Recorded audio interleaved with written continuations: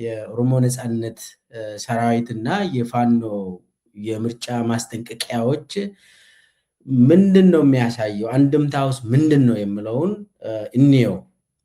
በመጀመሪያ ደረጃ ፋኖና ኦኤልኤ አንድ ላይ ማለት በቅደም ተከተል መግለጫዎችን አውጥቷል። ያ መግለጫ ደግሞ በተለይ በምርጫ የአብይ የምርጫ የውሸት ምርጫን በተመለከተ ተቀባይነት እንደሌለው በማሳወቅ እንቅስቃሴዎች በአማራ ክልልም በኦሮሚያ ክልልም እንዲገደብ መግለጫ አውጥቷል። ለዛም ስራ ላይ እንዲውል እንቅስቃሴዎች እያደረጉ ነው። ይሄ ምንድነው? ምን ማለት ነው? ከአንድ ቀን በፊት ፋኖ ይህንን መግለጫ ወጣ። አማራ ክልል ውስጥ ምንም አይነት እንቅስቃሴ እንደሌለ፣ በተለይ የትራንስፖርት እንቅስቃሴ መቆም እንዳለበት፣ በተጨማሪም ደግሞ የትኛውም እንቅስቃሴ መኖር እንደሌለበት፣ ለምርጫ ተብሎ የሚደረገው ድግስ ጭፈራ እንደሌለ ፋኖ አሳውቋል። በአማራ ክልል ያው ከአምቡላንሶች በስተቀር ህመምተኞችን የተሸከመ በትክክል ወረቀት የያዘ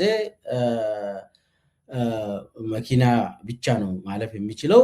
ያው ከዛ ውጪ ምንም አይነት እንቅስቃሴ መኖር እንደሌለበት ፋኖ አሳውቋል። የኦሮሚያ ደግሞ የኦሮሞ ነጻነት ሰራዊት ዛሬ ስራ ላይ ያዋለውን የእንቅስቃሴዎች መገደብ መግለጫ አውጥቷል።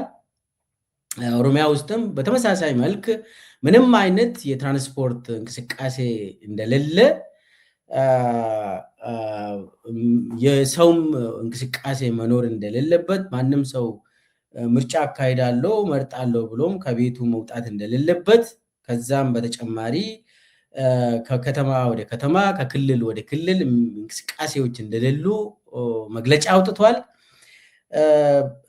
ከዚህም በተጨማሪ ያው እንግዲህ የምርጫ የውሸት ምርጫ ስለሆነ የአብይ የውሸት ምርጫ የማስመሰል ምርጫ ስለሆነ ለዛ ተብሎ እንቅስቃሴዎች ሊቆም ይገባል በሚል ነው እንጂ ህዝብን ለመጉዳት እንዳልሆነ ይታወቃል። ያው ፋኖም ኦኤልኤም ይህንን ግልጽ አድርጎ በመጀመሪያና ሁለተኛ ፓራግራፍ ላይ የህዝቦችን እንግልት ችግራቸውን የውሸት ምርጫ መሆኑን ካስረዱ በኋላ ይህንን ለማስቆም ደግሞ ዝም ብለን አናይም ብለው የእንቅስቃሴዎችን በተለይ የትራንስፖርት እንቅስቃሴ ማንኛውም እንቅስቃሴ በሁለቱም ክልል ውስጥ እንደሌለ አሳውቋል። ስለዚህ በቀጣይ 5፣ 6፣ 7 ቀናት ውስጥ ይሄ እንቅስቃሴ ተገድቧል በሁለቱም ክልል። አሁን ይህ ምን ማለት ነው? በተለይ አሁን ኦኬ ከአማራ ክልል ወደ አዲስ አበባ የሚመጣ ምንም አይነት ትራንስፖርት የለም። ኦሮሚያ ውስጥም አልፎ አዲስ አበባ የሚገባ ምንም አይነት ትራንስፖርት አይፈቀድም ከሆነ ያንን ህግ ጥሶ ደግሞ ወደ አዲስ አበባ ሄዳለሁ፣ ለምርጫ ቅስቀሳ እንትን አደርጋለሁ፣ ምርጫ ታዛቢ ነኝ፣ እንደዚህ መከላከያ ነኝ ብሎ የሚንቀሳቀስ ደግሞ ያው የሚከተለው ጉዳይ አለ ብሎ ሁለቱም አሳውቋል። ሁለቱም ድርጅቶች አሳውቋል። ስለዚህ አሁን ይህ ቀላል አይደለም። ኦልሬዲ አሁን ይህንን ለማስፈጸም ደግሞ ኢንፎርስ ለማድረግ በሁለቱም ክልሎች እርምጃ እየተወሰደ ነው። እንግዲህ አሁን አንድ ይውላችሁ የታጠቀ ኃይል ነው። ሁለቱም የታጠቀ ኃይል ማለት ኃይል ነው። ጠመንጃን ነው የሚይዘው፣ እሳትን ነው የሚይዘው፣ እሳትን ይተኩሳል። ስለዚህ የታጠቀ ቡድን ፋኖም ኦኤልኤም እንቅስቃሴ የለም ከተባለ ህዝቡ ግዴታ ነው የመቀበል ማለት። ይሄ በጠመንጃ ነው የሚፈጸመው። እምቢ የሚባል ከሆነ በጠመንጃ ስለሚፈጸም ያለ አማራጭ ጊዜው እስከሚያልፍ መጠበቅ ነው። መንግስትም አንድን ህግ ሲያወጣ በጠመንጃ ነው የሚያስፈጽመው። ያንን ካለፍከው እሳት ነው የሚመጣ። ስለዚህ አሁን ኢትዮጵያ ውስጥ ሁለት እሳቶች አሉ። የመንግስት እሳት አለ፣ የአማጺ ቡድን የፋኖና የኦኤልኤ እሳትም አለ። እሳት ነው፣ ሁለቱም እሳት ይዟል ማለት ጠመንጃን ነው የታጠቁት። ሁለቱም የታጠቀ መንግስታት አለ ማለት ነው ኢትዮጵያ ውስጥ። አንድምታው ምንድን ነው? በአንድ ሀገር ውስጥ ህግን አውጥቶ ያንን ህግ የሚያስፈጽም አካል መንግስት ነው የሚባለው፣ ስቴት ይባላል። በኃይል የሚያስፈጽም መንግስት ብቻ ነው። ያው ድሮ የምናውቀው አንድ መንግስት ተቀባይነት ያለው መንግስት ብቻውን የህዝብ ተወካይ ሆኖ መንግስትን መስርቶ ህግ አውጥቶ ህግን የሚያስፈጽም ከሆነ መንግስት ይባላል። ሞኖፖሊ ኦቨር ዘ ሌጂቲሜት ቫዮለንስ የሚባለው ማክስ ቬበር ከጥንት ጀምሮ አንድ መንግስት የመግደልም የማሰርም ህግን የማስፈጸም ስልጣን አለው የሚባለው ኢትዮጵያ ውስጥ አሁን የለም። እንደዛ ህግን የሚያስፈጽም አካል የተለያዩ ቡድኖች አሉ። መንግስት አንድ አካል ሆኗል። ያው ኢትዮጵያ መንግስት እንላለን። እስካሁን መንግስት ሆኖ አዲስ አበባ ስለሚቀመጥ ሽፍታ ቢሆንም መንግስት ነው የሚሆነው። ያው ሌላው ደግሞ ሌላ ቡድን አለ፣ ታጥቆ ህግን የሚያስፈጽም ቡድን አለ። ለምን? የኢትዮጵያ መንግስት ቅቡልነት ስለሌለው፣ በህዝቡ ዘንድ ቅቡልነት ስለሌለው አማራ ክልል ውስጥ የሚንቀሳቀስ ፋኖ፣ ኦሮሚያ ክልል ውስጥ የሚንቀሳቀስ የኦሮሞ ነፃነት ሰራዊት የሚያስፈጽሙት ህጎችን ያወጣሉ። ህዝቡ እንግዲህ እዚህ መሃል የግድ አንዳንድ የመንግስትን ያስፈጽማሉ፣ አንዳንድ የአማጺ ቡድንን ያስፈጽማሉ። ለምን እንደዚህ ይሆናል? አንድ መንግስት ተቀባይነት ቢኖረውማ አንድ ህግ ነው የሚኖረው። አሁን የተለያየ ህግ አለ። ስለዚህ በዚህ ሰዓት ደግሞ የአብይ ህግ ተፈጻሚነት የለውም። ህዝቡ አይሰማም። ህዝቡ ስለማይሰማ ነው ፋኖ እየጠነከረ የመጣው። ህዝቡ አብይን ስላልወደደ ነው፣ ስለጠላ ነው ኦኤልኤ በየጊዜው እየተስፋፋ የመጣው። ስለዚህ አሁን ሁለቱም ክልሎች ላይ ህግ ስለወጣ አሁን አንድም ከሌላ ክልል ኦሮሚያን ጥሶ ኦሮሚያ ውስጥ አልፎ አዲስ አበባ ለመግባት ከተሞከረ ያው ህግ ነው የሚያስፈጽሙት። እነኚህ ግሩፖች ራሳቸውን እንደ መንግስት ስላደራጁ ለወደፊትም መንግስት ለመሆን እየጣሩ ስለሆነ እርምጃ ይወስዳሉ። እርምጃ ሲወስዱ እንግዲህ የመንግስትነት ኃይል የተላበሰ ስለሆነ ኢትዮጵያ ውስጥ አንድ መንግስት አይደለም፣ የተለያየ መንግስት። አሁን ክልል እያልኩ አይደለም። የኢትዮጵያ ውስጥ ክልል የሚባል ነገር የለም።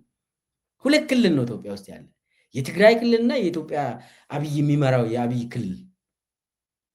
ከዛ ውጪ ደግሞ ክልል ለማለት ነው አሁን ክልል ያልኩት። ከዛ ውጪ ግን ኃይል መንግስት ሆኖ የተደራጀ ብዙ ነው። የአብይ ሌላ ማፊያ ቡድን ነው፣ ራሱን የቻለ የተበጣጠሰ ነው። እሱ ራሱ ወጥ የሆነ ማፊያ ቡድን የለም ማለት።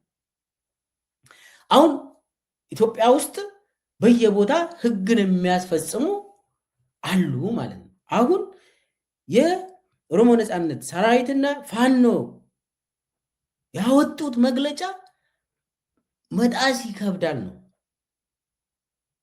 ከጣስኩ ደግሞ የሚያስከትለው ጉዳት ስላለ ነው። እኔ አሁን የከሌ ደጋፊ አይደለሁም፣ የማንንም ደጋፊ አይደለሁም፣ እኔ የድርጅት ደጋፊ አይደለሁም። የኢትዮጵያ ህዝብ ደጋፊ ነኝ። ለዲሞክራሲ የሚቆም ሰው ነኝ። ለሰብአዊ መብት የሚቆም ሰው ነኝ። በተለይ ደግሞ የብልጽግና ተቃዋሚ ነኝ። የአብይ አገዛዝ ተቃዋሚ ነኝ እንጂ ምንም ከድርጅት ጋር የተያያዘ ሰው አይደለሁም። ነገር ግን በትክክል ለማየት እንዲረዳን አሁን ኢትዮጵያ ውስጥ ህጎች ወጥተዋል። በተለይ የአብይን ምርጫ በተመለከተ ህጎች ወጥተዋል። አማራ ክልል ላይ እየተፈጸመ ነው። ኦሮሚያ ላይ ዛሬ የጀመረው ህግ አለ። ይህ ህግ በነገራችን ላይ ኦፕሬሽኖች፣ እኔ ብዙ የኦኤልኤ ኦፕሬሽኖችን አልዘግብም። ያው ለመተንተን የሚረዳ ነገሮችን ነው የሚጠቀሙ እንጂ ዛሬ ዛሬ በኢትዮጵያ አቆጣጠር እንግዲህ ዛሬ ፍራይዴ ከጠዋቱ ጀምሮ ብዙ ኦፕሬሽኖችን አካሂደዋል። ኦኤልኤ በዚህ በወጣው መግለጫ ተከትለው ከአብይ ሰራዊት ጋር ብዙ ውጊያዎችን አድርገዋል። ለምሳሌ 2 ወረዳዎች ጉጂ ውስጥ በተለይ መልካ ሶወዳ የሚባል እና ሱሮ በርጉዳ የሚባል አካባቢ የፖለቲካ እስረኞችን ብዙ ፖለቲካ እስረኞችን አስፈትቶ ወረዳዎችን መቆጣጠሩን እኔ ከዛ የሚደርሰኝ አንዳንድ ከብልጽግና አካባቢ ነው የሚደርሰኝ ተረድቻለሁ። ጀልዱ አካባቢ ተመሳሳይ ስራ ሹኩቴ አካባቢ ሰርተዋል። ሀሮ ሊሙ፣ ዲጋ ወረዳ፣ ሄበን አርሲ ወረዳ፣ ሰዮ ወረዳ ወደ ምዕራብ ኦሮሚያ፣ ሲቡ ሲሬ፣ ቦሴት እዚሁ አዳማ አካባቢ፣ ሆሮ ቡሉቅ ወደ ሰቀላ ከተማ ብዙ ቦታ በዚህ ከመግለጫው ተከትሎ እርምጃዎችን የወሰደ ከመከላከያ ሰራዊት ጋር ተዋግቷል፣ እየተዋጉ ነው። ይህ ምንድን ነው የሚያሳየው? በሚቀጥለው 7 ቀናት እንግዲህ ሰፊ ውጊያዎችን እናካሂዳለን ብሏል ኦኤልኤ። ልክ ፋኖም አማራ ክልል ውስጥ እያደረገ እንዳለ ይሄ ምንድን ነው የሚያሳየው? አንደኛ ጦርነት እየተካሄደ ነው። ሁለቱም ክልል ላይ ጦርነት እየተካሄደ አብይ ግን ምርጫ አካሄዳለሁ ይላል። የማያፍር ሰውዬ። እኔ አሁን በዚህኛው በኩልም ኢትዮጵያውያን ነው የሚሞቱ፣ በዛኛው በኩልም ኢትዮጵያውያን ናቸው የሚሞቱት። ፋኖም ኢትዮጵያዊ ነው፣ መከላከያ ሰራዊቱም እኮ የኛው ኢትዮጵያዊ ናቸው፣ ዜጎች ናቸው። ኦኤልኤም ዜጋ ነው፣ እዛ ውስጥ የሚሳተፉ የኦኤልኤ ሰራዊቱም ኢትዮጵያዊ ናቸው፣ ዜጎች ናቸው። መከላከያ ሰራዊት አባላትም ዜጎች ናቸው። በሁለቱም በኩል የሚያልቁት እኮ የኛው ዜጎች ናቸው። ለምንድን ነው የሚሆነው ይሄ ነገር? አብይ ይህንን ጦርነት እያካሄደ ምርጫ ይላል። ህዝቡ ስላልወደደ ነው።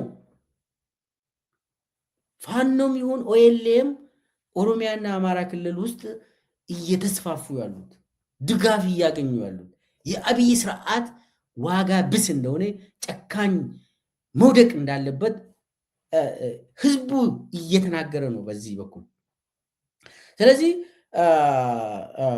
እየሆነ ያለው በሁለቱም ክልሎች ኦፕሬሽኖች እየተካሄዱ ነው። ይሄ ምንድን ነው የሚያሳየው ለማለት ይህንን ጥያቄ ስንጠይቅ የሆነ የአማራ ክልልና የኦሮሚያ ክልል ኮኦርዲኔት የተደረገ ይመስላል፣ ኮኦርዲኔሽን ያለ ይመስላል። ግን ደግሞ ያው የአብይ ስርዓት ኮኦርዲኔት ያደርግሃል። የአብይ አገዛዝ የሱ ውሸት ምርጫ ፋኖንና ኦኤልኤን ተመሳሳይ ያደረገ ይሁን አንድ ላይ የተመካከሩ ይመስላል። ግን የተመካከሩ እኔ አላቅም፣ ሊመካከሩ ይችላሉ። ግን ደግሞ በአደባባይ እነሱ እስካላወሩ ድረስ የምናውቀው ታሪክ የለም። ግን ኮኦርዲኔሽን ያለ ይመስላል። ይሄ አንድምታው ሁለቱ ክልሎች ያላቸው አማራጭ ምንድን ነው? ኮኦርዲኔት መደራረግ ነው፣ መናበብ ነው። አንድ ተመሳሳይ ጠላት ከቤተ መንግስት የተቀመጠ አማራን ለማጥፋት ወስኖ ፖሊሲ አውጥቶ የሚንቀሳቀስ አንድ ሰው አለ፣ አብይ አህመድ የሚባል ኦሮሞን በመግደል ኦሮሚያ ላይ ጦርነት ያወጀ በየቀኑ ግድያ የሚያካሄድ ኦሮሚያ ውስጥ አፍኖ አንድ ግለሰብ አለ፣ አንድ ስርዓት አለ፣ የአብይ አገዛዝ የሚባል ይሄ አገዛዝ የጭቆና አገዛዝ እንድናበቡ አድርጓል። ይሄ ለአብይ መርዶ ነው። አብይ በዚህ ሰዓት ተመሳሳይ መግለጫ ከአማራ ክልል ከኦሮሚያ ክልል መውጣት ለአብይ ይሄ ሞት ነው፣ ሞት ነው። ይህንን መስማት አይፈልግም። ፋኖና ኦኤልኤ እርስ በርስ መወነጃጀል አለባቸው ብሎ ያስባል እሱ። እንዴት ነው እነኚህ እንደዛ የሚያደርጉት? በቃ ብለው አሁን የአብይ ፋርሴ ብለዋች ምንድን ነው እያሉ ያሉት? የኦኤልኤን በእንትን በአፋን ኦሮሞ የተጻፈው መግለጫ ፋኖ ነው የጻፈለት እያለ ነው። ፋኖ ነው ለኦኤልኤ መግለጫ የጻፈለት ይላሉ። ሰዋት ይብላቸው። አሁን አንደኛ ፋኖና ኦኤልኤ ግዴ ዜጎች ናቸው። አንድ ሀገር ውስጥ እስካሉ ድረስ ይናበባሉ ማለት ነው። አንድ ነገር የጋራ ሀገር አላቸው። ህዝቦቹ የአማራ ህዝብም የኦሮሞ ህዝብም አብሮ ይኖራሉ፣ ለወደፊትም አብሮ ይኖራሉ። እኔ ዛሬ አልፋለሁ፣ ህዝቡ ግን ይቀጥላል። ዛሬ እኔ የተለያየ እንትን ጭንቅላቴ ውስጥ አስቀምጬ እንደ አብይ አይነት ህዝብን እያጋጨው ለተወሰነ ጊዜ መቆየት እችላለሁ። ግን ህዝቡ አብሮ ይኖራል፣ አብሮ ይቀጥላል። ባትነጋገርም ህዝቡ አብሮ ይቀጥላል። ችግር ያለብን እኛ ነን። ህዝቡ እየተሰቃየ ማንነጋገረው እኛ ነን፣ ፖለቲከኞቹ። እና አሁን እየሆነ ያለው ምንድን ነው? ሳትወድ በግድ ትነጋገራለህ። ይሄ አብይ ስርዓቱ ራሱ አንድ ያደርግሃል ማለት የእሱ ጭቆና ራሱ እንድትናበብ ያደርጋል፣ እንድትነጋገር ያደርጋል። ያ ካላደረግከው ያው ተበታትነ ነው የምትመታው። ስለዚህ አብይ የፈጠረው ችግር እንደ ኦፖርቹኒቲ መጠቀም አለብን። በዘላቂነት ችግርን ለመፍታት አብይ አሁን እንደ ኦፖርቹኒቲ መጠቀም ነው። አብይ መሰሪ ነው። አብይ ጨካኝ አረመኔ ሰው ነው። ለማንኛውም ዜጋ፣ ለማንኛውም ብሔር፣ ለማንኛውም ሃይማኖት በጭካኔ እርምጃ የሚወስድ ሰውዬ የግድ አንድ ካላደረገ ምንድን ነው ታዲያ? ምንድን ነው አንድ የሚያደርግ? አንድም እዚህ ላይ የእሱን አገዛዝ፣ የእሱን እርምጃዎች፣ የእሱን ስርዓት እንደ ጥሩ አጋጣሚ መጠቀም ጥሩ ነው። አሁን ይሄ ምርጫው ተቀባይነት እንደሌለው እንግዲህ በሁለቱ ድርጅቶች በአደባባይ ታውቋል። የኦኤልኤ እና የፋኖ አቋም ሲሪየስሊ በኢትዮጵያውያን ዘንድ እንዴት ነው የሚታየው? አንደኛ ሁለቱም ድርጅቶች እንግዲህ ሁለቱ ትልልቅ ክልሎች እዛ ውስጥ የሚንቀሳቀሱ አማጺ ቡድን ይህንን ምርጫ አንቀበልም፣ ማንም ዜጋ ደግሞ ኮኦፕሬት እንዳያደርግ ብለው መግለጫ ካወጡ ለዛ ደግሞ ለማስፈጸም ጠመንጃ እንጠቀማለን ካሉ እንግዲህ በህዝብ ዘንድ ይሄ ምርጫ የአብይ ፌክ ምርጫ ተቀባይነት እንደሌለው ታውቋል፣ ግልጽ በሆነ ቋንቋ። ስለዚህ አብይ በኢትዮጵያ ዘንድም ማስመሰሉ በተለይ በሁለቱ ክልሎች ያው ትግራይ ጉዳይ በትግራይ ክልል የለም፣ ኦልሬዲ የተዘጋ ነው። እዛ አካባቢ ምንም ምርጫም ስለሌለ ይህንን ምርጫም እንደ ምርጫ የሚያዩት አይመስለኝም የትግራይ ክልል አስተዳደሮች። ስለዚህ ከዛ ቀጥሎ የአማራ ክልልና የኦሮሚያ ክልል ይህንን ምርጫ የማይቀበሉ ከሆነ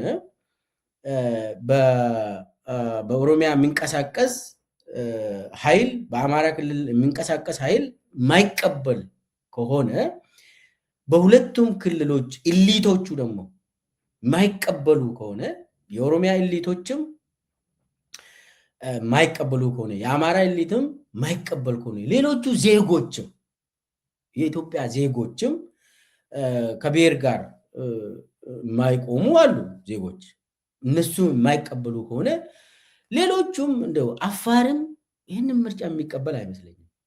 ቤንሻንጉል ጉሙዝና ጋምቤላ የሚቀበል አይደለም። ደቡብም አይቀበሉም ይህንን ምርጫ። ስለዚህ የአብይ ምርጫ በኢትዮጵያውያን ዘንድም የወደቀ የከሸፈ ዋጋ ብስ የሆነ ምርጫ መሆኑን ያሳየበት ጉዳይ ነው። በተለይ ይሄ ሁለቱ ክልሎች በአብይ አይን የሚወዳደሩ ክልሎች ይባላሉ፣ ኦሮሚያና አማራ። በጌታቸው ረዳ አይን ደግሞ እሳትና ጽድ የሚባሉ ክልሎች ክላቸው እኮ የዛሬ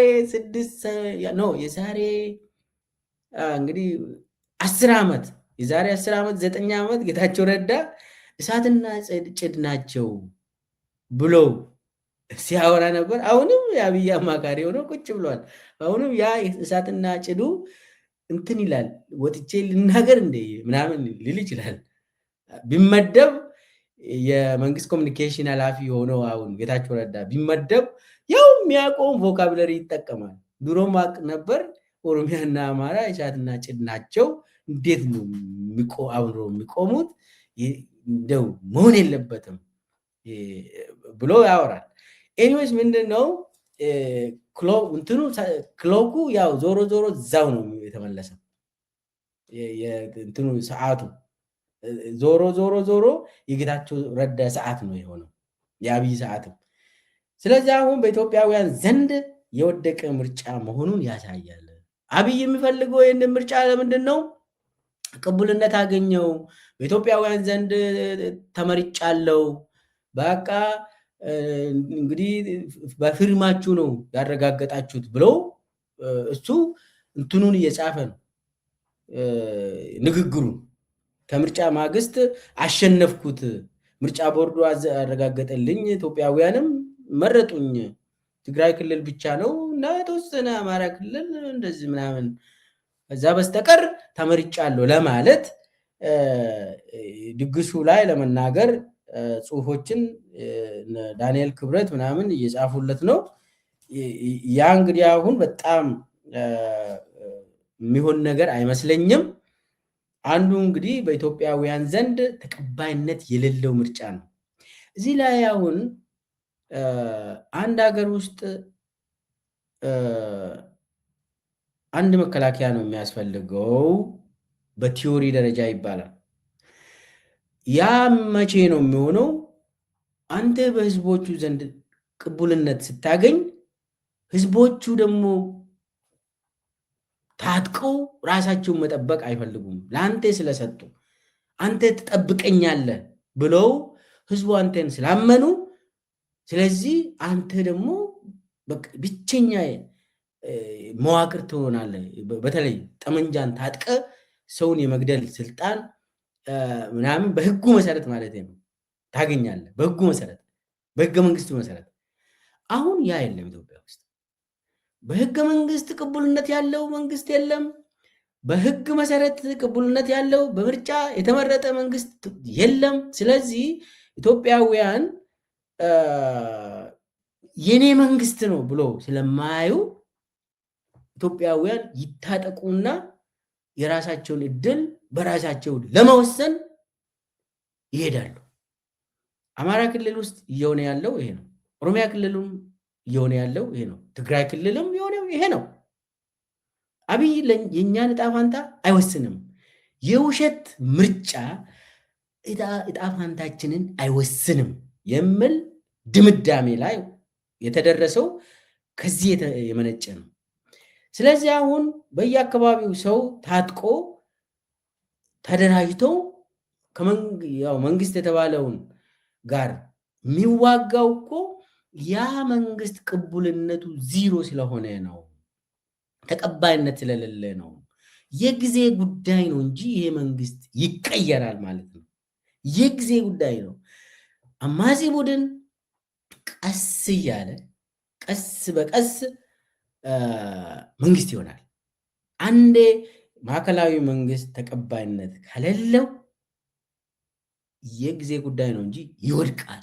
አሁን ደግሞ ኦሮሚያ ላይና አማራ ላይ የወጣው መግለጫና ያንን ተከትሎ እየተወሰደ ያለው እርምጃ የሚያሳየው ይሄንን ነው።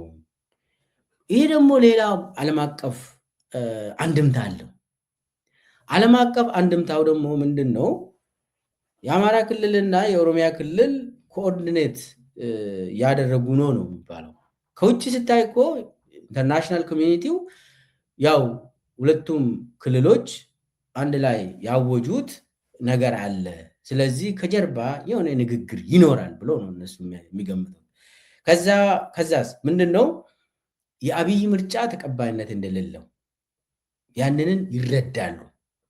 ኦሮሚያ ክልል ውስጥ ጦርነት እየተካሄደ ነው። አማራ ክልል ውስጥ የጦፈ ጦርነት እየተካሄደ ነው።